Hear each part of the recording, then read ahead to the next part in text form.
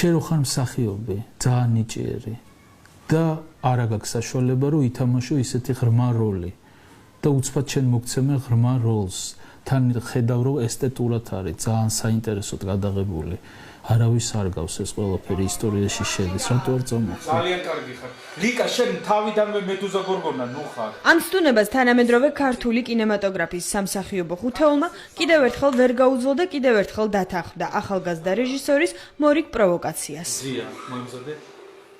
1 2 3 მედუზა გორგონა, როგორც თავად რეჟისორი უწოდებს, მისი კინოპოეზიის ახალი ნამუშევარია. მითოლოგია მის შემოქმედებაში დიდი ხნის ფიქრის შემდეგ პირველად გამოჩნდა.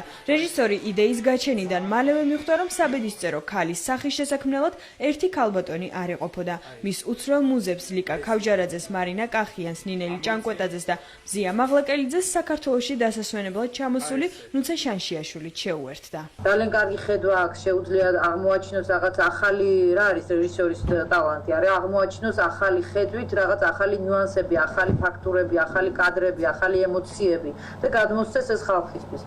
ეს შოთა შეუძლია და როდესაც ეს მასში მე დავინახე, რა თქმა უნდა, დავთანხმდი ძალიან დიდი სიხარულით და ბედნიერებით, რომ მასთან ერთად მემუშავა. მეუბნები, ნუცა შენ უნდა ითამაშო, რა არის? აი ესე კი ბატონო. და გადავიღე და ღმერთო მადლობა რომ ესე გაიწელა და ამანით ნუცა მითამაშა.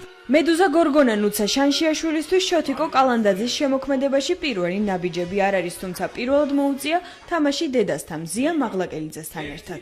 ნაძვის სათამაშოებიდან ამოვარჩი გველები და მე ნუცამ და შოთიკო რა თქმა უნდა, აი ესე გადავაბით ერთმანეთს და აი ესე დავიკიდე, აი ესე მსახიობის შოთიკო კალანდაძის შემოქმედების აქტიური თანამონაწილეა და ჯერ კიდევ ვერ ამოხსნა საიდუმლო, რის გამოც მის შემოთავაზებებზე უარს ვერასდროს ამბობს. ისე შეგაბავს და ისე კარ მიგიტყუებს, იცი? ისე მიგიწევს თავისთან, წახვა.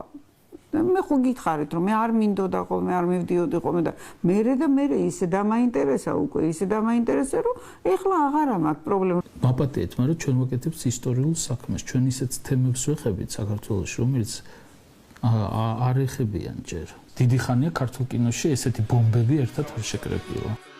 მითოლოგიური ტრილოგიის გარდა რეჟისორის შემოქმედებას კიდევ ერთი ფილმი შეემატება, ასევე ნუცა შანშიაშვილის მონაწილეობით, უცნაური სიყვარულის ისტორია, ამჯერად მინიმალური ეროტიკით. როგორ მეცინება ჩემ ფილმს, რომ ეროტიკას ეძახიან, იცით რა შეასაქმე? მე არ ვედრები გენიოს პაზოლინს, მაგრამ პაზოლინში რომ სიშიშვლეა, იმდენი ზოგჯერ ეროტიკაში არ არის. მაგრამ ეს ხო არ არის ეროტიული ფილმი. მე მიყვარს, როდესაც შიშვალ სხეულს ვიღებ.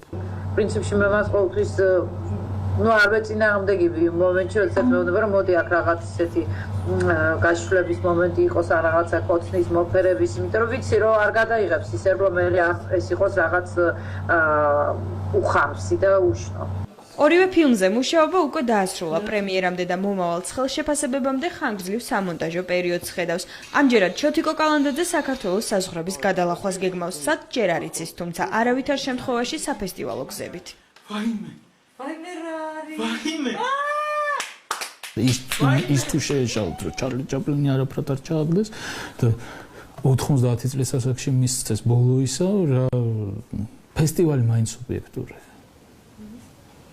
თავარია, რაც დარჩება დროს გაუგზნებს ასე.